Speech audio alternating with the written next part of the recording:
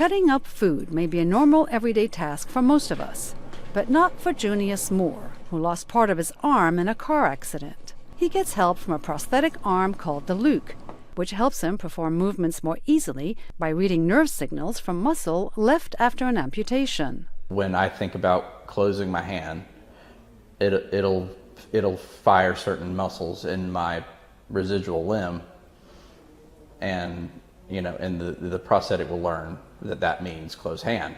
Named after the Star Wars character Luke Skywalker, the Luke arm is the first fully integrated prosthesis with a powered shoulder, elbow, and hand that work together as one unit. Anything previous to the Luke arm did not have a powered shoulder.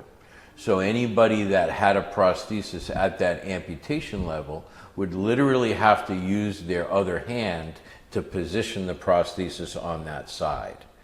Now, as a result of the Luke arm, somebody at that amputation level has full control of their prosthesis without having to use their other arm to position it. Moore wears a device under his prosthesis to ensure signals are properly routed from his muscles to the device. Junius has had a procedure called targeted muscle reinnervation, which takes the nerves that used to travel down to the missing limb and reroutes that information to residual muscles that are still there. What's amazing about the Luke arm is that they've replicated the function of the human hand.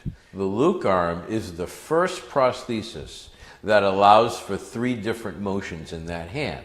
One is open and close, one is to be able to rotate your wrist back and forth, and the other one is to be able to flex and extend your wrist.